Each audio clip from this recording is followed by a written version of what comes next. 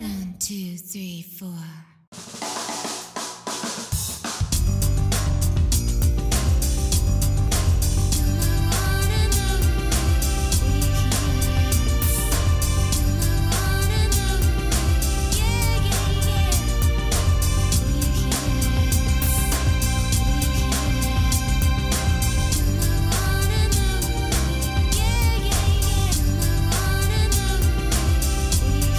One, two, three, four.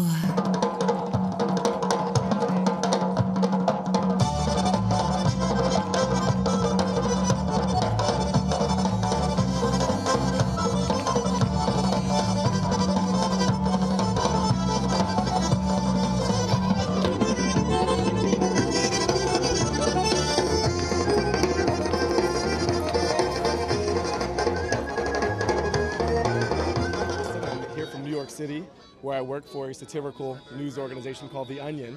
I'm here in part to deliver some remarks about democracy, progress, and innovation.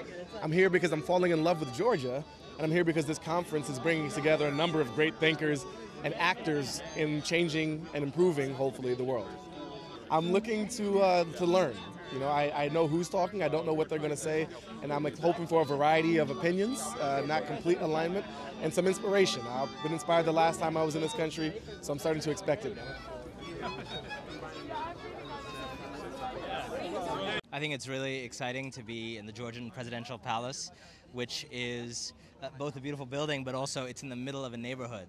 And President Saakashvili has a neighbor in his undershirt looking into his palace, and it's a kind of symbol of the people power that you have in this country, and it's very exciting to see see a palace in the middle of a real live human neighborhood. L'après-midi a été riche en débats, notamment sur la place de l'Internet, des réseaux sociaux, de Twitter et de Facebook dans les révolutions arabes, puisqu'on avait des amis blogueurs de Tunisie, d'Égypte qui sont venus s'exprimer, de Syrie également, et qui ont payé déjà un lourd tribut à leur volonté de liberté d'expression. Et c'était très intéressant de les entendre parce qu'on était vraiment au cœur de l'actualité et on avait en face de nous des gens qui avaient vraiment vécu les événements en direct.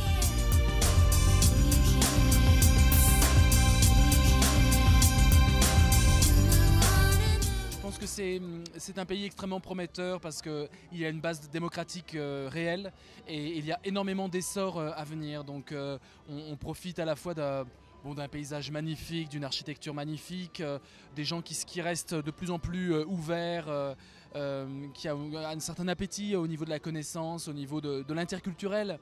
Donc c'est un pays très prometteur. Je sens une énergie très positive pour ce qui est d'amener justement l'esprit critique, les lumières, la philosophie pour en faire une démocratie encore plus ouverte sur le monde.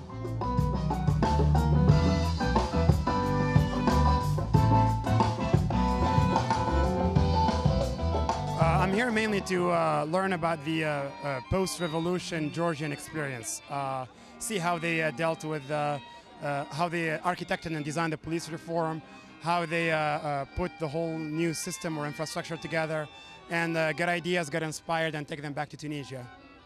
Georgia is a very interesting country. Unfortunately, I have not been to Georgia before. There are a lot of commonalities between Egypt and Georgia, and the Georgians had the revolution. It's a very interesting experience, especially for me, now to see what worked and what didn't work.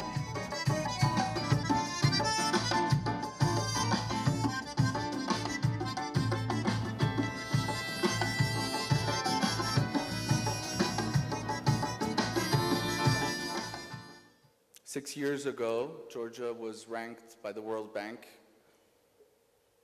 131st country in the world to do business in. This year's ranking is number 11. I'd like to see any other example of that kind of progress in so few years. I still wait. This is the only country among all former Soviet countries, in this region certainly, in wider Middle East, because we in a way also belong to wider Middle East, where nobody is, civil service is older than 40, as most of the people are in their 20s. Today, Georgia is a very safe country with a very low crime rate. It's a fact. There's all statistics, local or international, to prove it. We are honestly, as hard as it is to believe, one of the first, one after Iceland, in terms of the crime rate. In the seam between East and West, Pacific and Atlantic, you and Georgia have a choice. It is not a zero-sum choice, a mutually exclusive choice, but it is to some degree a real choice.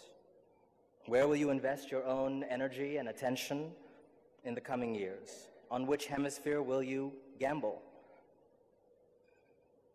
And so as we toast at this Atlantic dinner, a solution to the dilemma may be, as Felix suggested, to realize that the Atlantic world is less and less of a territory, a cluster of economies, a group of governments, and more convincingly an idea.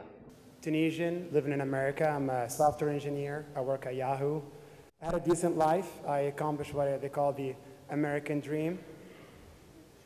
And I used to always be asked by my friends, and they keep going like, what are you doing all these things? What are you asking for trouble? Talking a lot of bad things about the government. Don't you have a good job? I'm like, yeah. Don't you have a nice car? Yeah.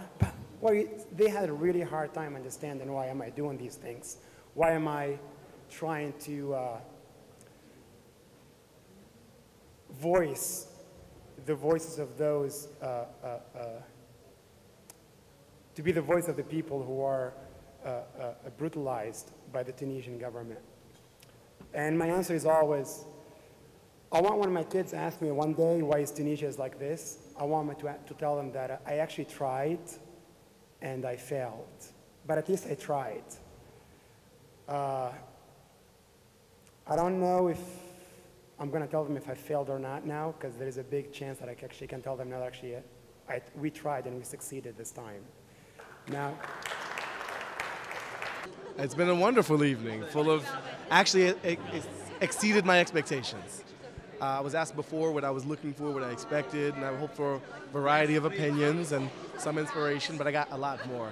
Hearing Eka speak was wonderful because she was not in the country the last time I was here. And it's really amazing to put an image to this powerful revolutionary reform figure in a package this big. She's so tiny, but so small, so smart. Hosting this wonderful group comprising of such a diverse, people from such a diverse background, and especially the stars of Arab world and North Africa was honestly very inspiring.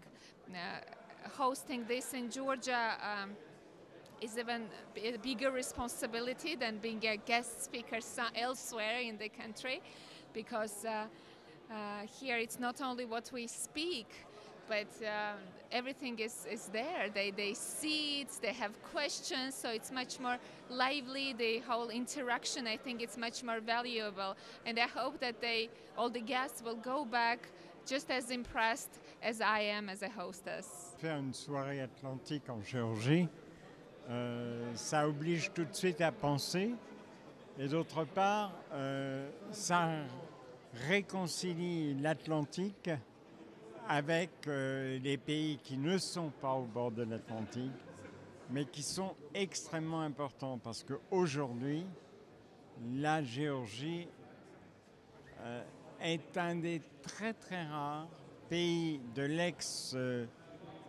l'ex-Union soviétique qui maintient un combat fort courageux, puisque ça lui a déjà coûté 20% du territoire, un combat très courageux pour assurer sa propre indépendance par rapport à ce grand frère qu'il aime tellement qu'il le mangerait tout cru.